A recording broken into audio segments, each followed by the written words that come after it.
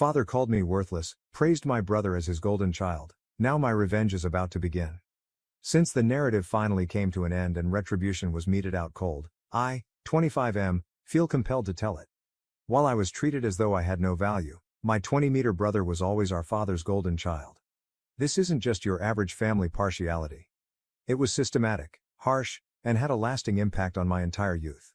From the outside, my life appeared to be ideal as I grew up in a California suburban home that was apparently upper middle class. We appeared to be the perfect American family. Mom was a loving presence, Dad worked in finance, and we lived in a wonderful house. However, things were quite different behind closed doors. My father was hardly there in my life from the time I can remember. On weekends, he would occasionally be there in person, but he was never there for me emotionally. He always used work as an excuse, citing late-night calls, crucial clients, and interminable meetings. However, Dad suddenly had all the time in the world 5 years later when my brother was born. He went from being an absent parent to the most dedicated father in the world, not to me though, like someone flipping a switch. At the age of 8 I became aware of computers. Mom thought I might like learning about the old PC she brought home from her office. It was love at first sight, and she was correct. As other children engaged in sports or video games, I found the workings of computers to be fascinating. After spending hours attempting to comprehend code and write simple programs, I began learning basic programming from library books. My mother recognized my enthusiasm. Although she wasn't tech-savvy herself, she could see how my eyes brightened when I discussed my most recent endeavors. She would spend hours sitting with me, asking me questions and pushing me to give straightforward explanations. "You're teaching me too," she would smile and remark. Some of my most treasured recollections are of the times when we shared my passion for technology. My fascination with computers, however, was viewed by my father as a personal failure, his inability to raise a normal son. "Real men play sports," he would say, his dissatisfaction evident in his voice. "Stop wasting time with those computer games." He never bothered to learn the difference between Python and JavaScript, which I was educating myself, and they weren't games. When I tried to explain what I was really doing, I was received with waves of disdain or eye rolls. He handled my brother in a glaringly painful contrast. Dad instantly became super dad when my brother, who was 6 years old at the time, expressed an interest in football. He attended every practice, coached his team, and purchased the greatest gear. Dad spent hours instructing my brother in perfect throwing technique, turning our backyard into a training ground. I would sit by myself with my computer in my room, listening to their bonding and laughter. My mom did her utmost to maintain equilibrium. She was aware of the situation and made every effort to compensate for Dad's partiality. She helped me set up for scientific fairs, attended my computer club meetings, and always made sure to acknowledge my accomplishments, even if Dad didn't. When she said, "You're special in your own way. Don't let anyone make you feel less than you are." I recall a specific night when I was 12 years old. I had just completed my first actual program, a straightforward game that I had written myself. I couldn't wait to share it with someone. I went to find Dad because Mom was working late. As usual, he and my brother were practicing football in the backyard. Before attempting to grab his attention, I patiently waited for about an hour. "May I show you something, Dad? I created a game." He didn't give me a glance. "Not right now. We're busy, don't you see? This is significant. This weekend, your brother has a game." Everything became crystal clear in that moment. He would never value my accomplishments enough. That night I returned to my room and sobbed. However, I also decided that I would succeed for Mom and myself, not for him. Then my life's darkest day arrived. My mother unexpectedly died of an aneurysm when I was 13. She was there one day to make breakfast and inquire about my most recent coding project, and then she left. Although the loss was terrible, the aftermath was even worse. Dad's partiality grew obvious and unfettered in the absence of Mom's balanced influence. I realized my place in the family in the days after Mom's passing. Dad used athletics as a way to cope with his loss and threw himself fully into my brother's life. He was present at every school function, practice, and football game. In the meantime, I worked through my grief by myself in my room, seeking comfort in writing increasingly intricate programs in an effort to produce something that would please Mom. I can still clearly recall my first significant accomplishment following Mom's passing. I took first place in the state computer science fair when I was 14 years old. According to the teacher, I had developed a program that could assist in organizing the school library system. I had put a note on Dad's refrigerator 3 weeks before the fair, which was on a Saturday. I spent the entire day at the fair waiting, taking pictures, congratulating and watching the parents of other children arrive and depart. I gazed up in hope each time the door opened, but he never appeared.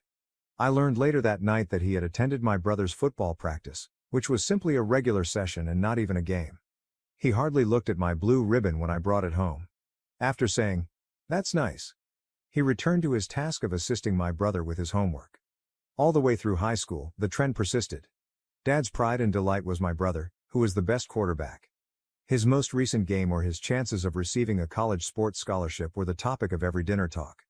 As I pushed food around my plate, I would sit there listening to Dad talk about how my brother will one day succeed as a businessman and follow in his footsteps. I got snide murmurs or outright interruptions whenever I tried to discuss my accomplishments in programming contests or the websites I was creating for nearby companies. Dad would respond, "That's enough about computers," and then return the focus to my brother's most recent touchdown.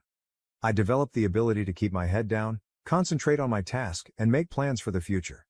I was aware that I would need to set my own terms for success. At 16, I began working as a freelance programmer, creating websites for local small businesses. Since I knew I would need the money for college, I saved every penny. With its assortment of computer components and coding books, my room became a haven. I was wasting my talent, Dad would murmur as he passed, shaking his head. I learned more than simply programming via my freelance business. I gained knowledge of project management, client relations, and business. I had a strong portfolio and a developing reputation in our local business community by my junior year of high school. I was earning a respectable income for a youngster, and some customers even began recommending me to others. I was reminded of Mom by a local bookshop owner who was one of my regular customers. She truly wanted to know what I was doing, therefore she would constantly inquire about my most recent efforts. She said she had never seen someone so young with such a good work ethic and even offered to write me a letter of recommendation for college. My senior year of high school was the true turning moment. A number of renowned computer science schools, including one at a Silicon Valley tech school, had accepted me. Because of my stellar marks, I was even awarded a partial scholarship. However, I still required tuition assistance. I made a thorough presentation for Dad, showcasing my scholarship offers, admission letters, and business strategy outlining how I will continue to support my school through freelancing. I even supplied data regarding possible return on investment and employment opportunities in technology. I prepared for weeks in the hopes that he would eventually be persuaded by a rational, practical approach. Less than 5 minutes passed throughout the meeting. He remarked, "I'm not wasting money on your computer hobby," without even glancing at my meticulously crafted pages. "Your brother has a lot of promise. That money is necessary for his upcoming business degree." My brother didn't care that he was having academic difficulties. Dad believed that I could do no right and my brother could do no wrong. I was unable to contain myself any longer. My voice trembled as I added, "Mom would have supported me. She believed in me." His expression stiffened. "She isn't present, is she? We also do things my way while you're living with me. Instead of wasting time playing with computers, your brother will pursue a legitimate career." I gave my aunt, Mom's sister, a call that evening. After Mom passed away, she continued to stay in touch, occasionally checking in and sending me birthday cards. She remained silent for a while after I explained what had happened. "Your mother would be very proud of you," she continued. "I'll see what I can accomplish." My aunt didn't have much money. Although she was a high school teacher, she ended up being my savior. She offered to contribute as much of her savings as she could. She informed other friends and family members about my circumstances and my potential. With the combined assistance of several of Mom's old acquaintances and my own freelancing earnings, I was able to accumulate enough money for my first year of college. I was determined to make it work, even if it meant taking out loans and working part-time. Dad hardly lifted his eyes from his newspaper on the day I departed for college. My brother didn't say goodbye since he was too preoccupied with football practice. The only person who came to say goodbye was my aunt, who gave me a big hug and gave me an envelope containing some additional cash she had saved. College was enlightening. I was surrounded by people who recognized and valued my love of technology for the first time in my life. My aptitude for programming, which had been disregarded at home, was appreciated. My work ethic and inventiveness were commended by my professors. I poured myself into my education, continuing to work as a freelancer and keep my scholarships. I began creating what would eventually be my key to success during my junior year. It was more than just another software. It was a fix for a prevalent issue I had observed while working as an intern at a number of IT firms. During a late-night coding session, I conceived the concept and felt it had promise right away. I spent every free moment I had working on it, including weekends, evenings, and in between classes. I could sense that this was different from my roommate, who thought I was crazy because I was continuously coding and not sleeping. This was my future, not simply another project. In the midst of all of this, I would occasionally hear Dad say, "Your computer hobby will never amount to anything." The words that had once caused me such pain now strengthened my resolve. I was getting closer to disproving his shadow with each line of code I produced. During my time in college, I maintained contact with my aunt.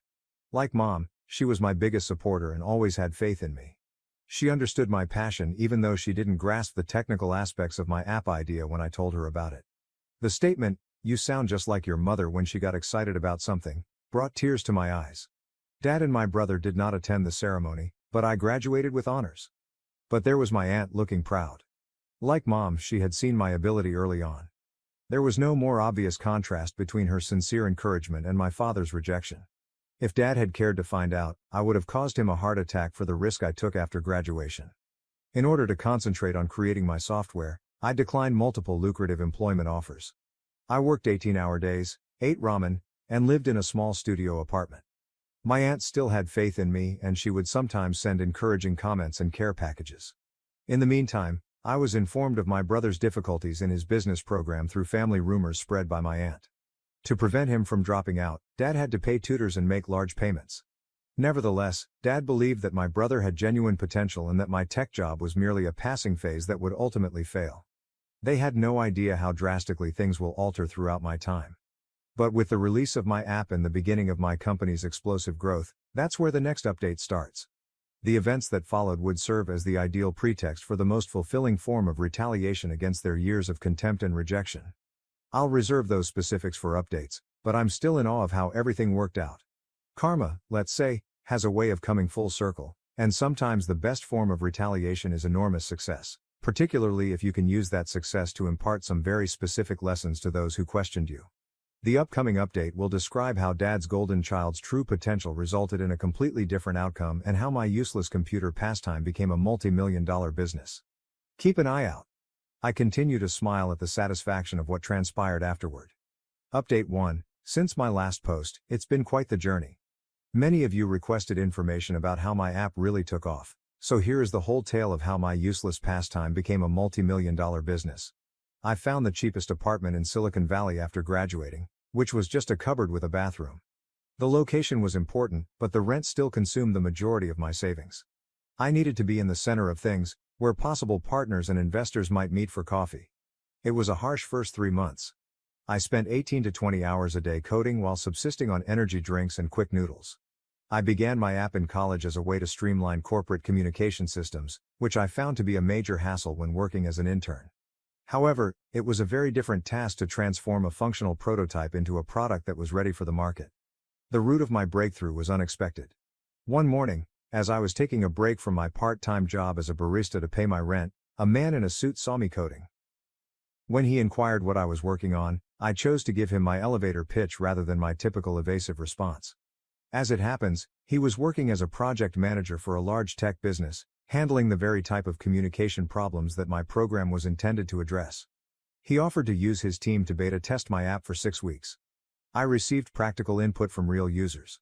Although there were bugs, UI problems, and features that needed to be adjusted, the app's fundamental operation was sound.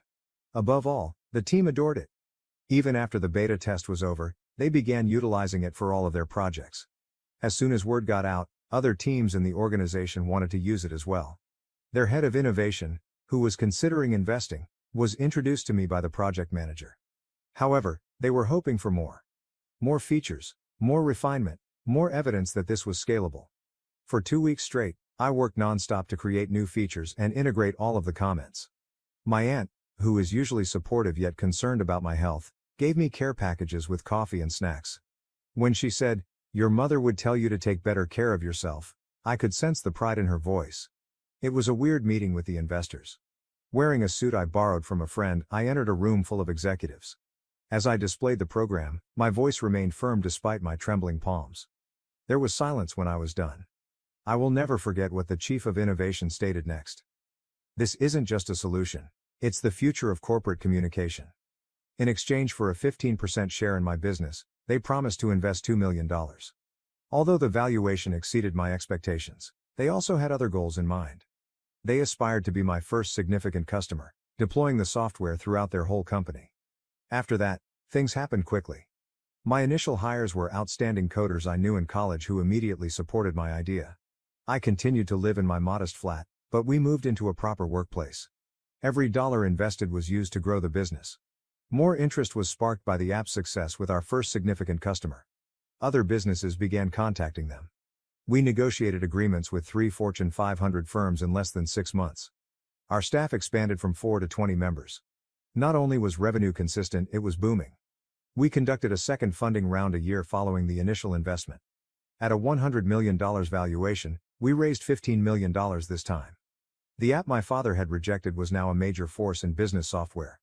When I informed my aunt the numbers, she started crying. She then revealed to me something I was unaware of. 6 months prior, she had visited my father in an attempt to persuade him to make amends. "He just got lucky," was his reply. "It won't endure." However, it did endure. Indeed, it continued to expand. We continued to solve larger challenges, develop new products, and innovate. Prominent tech journals began to write about us. I received invitations to give talks at conferences. My name was well known in the industry. The finest aspect: I never once contacted my brother or father despite all of this prosperity. I kept my distance from them, concentrating on creating something worthwhile rather than disproving them, even if they could see my accomplishment in the news, on tech websites, and in trade publications. That tactic proved to be ideal as the subsequent events, which I will discuss in the upcoming update, demonstrate the precise nature of karma. Let's just say that my father's confidence in his business sense and the golden child's true ability were going to be put to the test in a way they never anticipated. You'll want to know how my brother's promised economic success worked out and what transpired when they finally had to confront the truth about how they had treated me in the past. Update 2. Since my last update, things have drastically changed. Do you recall my father's constant insistence that my brother had genuine commercial potential? That story simply blew up in a big way, and I was right there in the thick of it. I found out through business contacts that my brother, with Dad's support, had launched a chain of upscale sports bars. The idea was straightforward: upscale locations where business leaders could enjoy elegant game viewing. In order to finance this sure thing, Dad had to liquidate a sizable amount of his retirement fund. He was confident that my brother's innate financial acumen would ensure its success. My brother's total inexperience in restaurant management, he had never even had a service position, should have been the first warning sign. That was beneath him, Dad had always claimed. Rather, he appointed managers who were none of his former football friends and had no relevant experience. All flash, no substance, their business plan was essentially a joke. They utterly neglected fundamentals like inventory control and employee training while spending outrageous sums on ostentatious settings and extravagant decorations. My brother's conviction that wealthy people would pay anything served as justification for the exorbitant charges. After observing their operation, one of my developers, who was formerly employed in restaurant technology, declared it to be a disaster waiting to happen. Their inventory management was essentially non-existent. Their point-of-sale system was antiquated, and their staff turnover was skyrocketing as a result of poor management. From day one, the first location lost money. My brother persuaded Dad to create a second location, claiming that they only needed to scale up to be profitable, rather than tackling the underlying problems. Dad took out loans to make it happen because he still had faith in his golden child's unfailing business acumen. The violations of the health code followed. It turns out that things go awry when you assign inexperienced friends to handle the meal service. Both sites received numerous citations. A critical article published by the local restaurant review blog went viral in the business world, which is precisely the audience they were aiming for. The actual kicker: my brother had been manipulating the figures to keep Dad from knowing how much they had lost. They discovered that each store was losing more than $50,000 a month. Due to subpar service and negative evaluations, their upscale clientele had vanished. My business, meantime, was doing very well. We had recently signed an agreement with a large chain of restaurants to use our management software throughout all of their locations.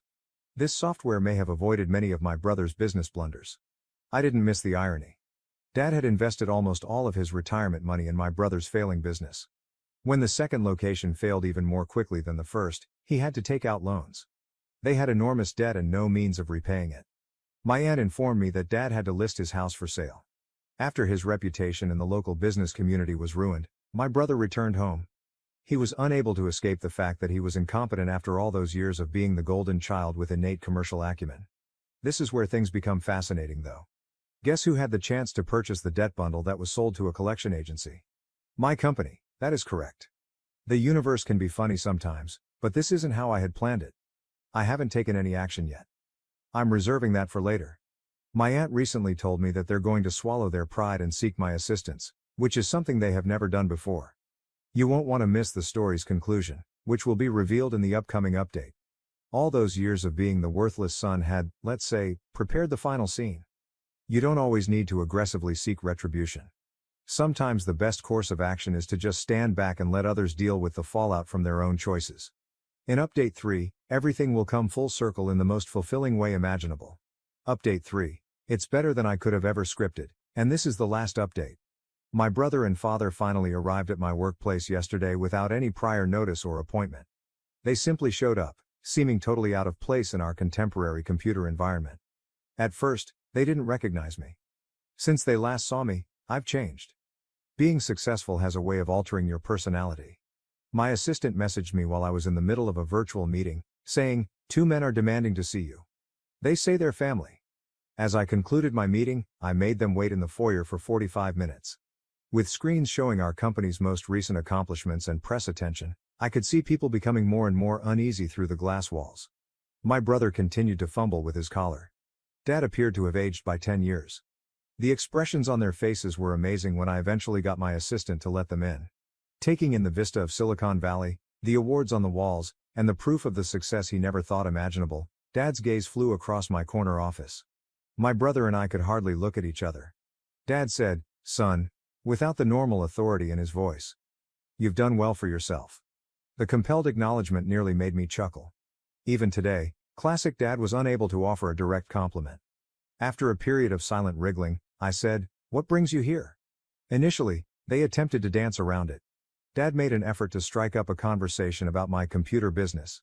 He still couldn't bring himself to refer to it as a tech firm. My sibling gazed at his footwear. Karen demands a new car after watching TikTok push present trend, sparking major marriage conflict.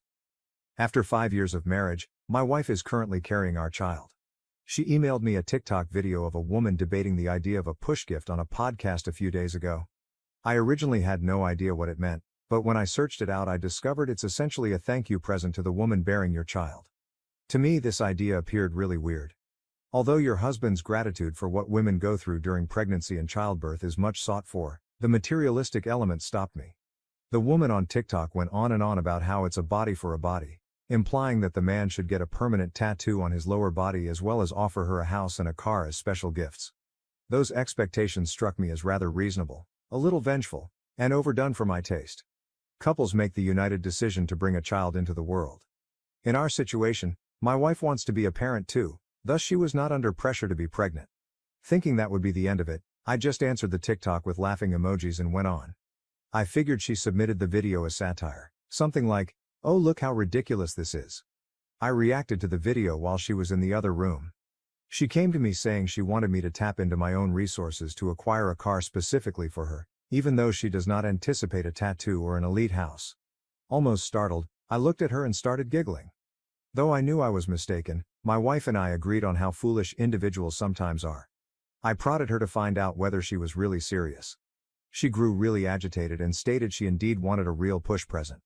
Her gift is, I reminded her, the realization of a healthy baby and parenting itself. Materially speaking, I'll probably send her a Mother's Day card, a day off, some jewelry she likes under $700, but nothing more. I pointed out that our automobile, not only hers, will be hers if she truly wants an extra car. She argued it was insufficient given what she would go through. She persisted and inquired as to whether I felt she was unworthy. She is worthy as my partner and the mother of my child, but she also has to be reasonable and realize that neither of us is personally deserving of what she is requesting. She needs to control her expectations, I remarked, since I don't see why she feels qualified for that. It came out wrong, but I meant not to discount her personally. She is crying about the argument right now and is not talking to me. I heard her on the phone berating me to her sister. But under no circumstances would I ever think of giving her a car. She's hurting right now, so I feel guilty. Yet I'm not evil for giving her a reality check. My push present was sushi soon after the birth of the small one. I couldn't have any and really craved sushi all during my pregnancy. Not that jerk. I'm expecting and my spouse is going to present me with birthstone jewelry. I'm also giving him a watch with an engraving. Those TikTok videos ruin relationships totally. Once she wouldn't create her brother-in-law a boo basket for Halloween, my sister-in-law almost left my brother-in-law. Why women need relationship advice from TikTok is beyond me. Relationships are being destroyed at frightening speed on social media.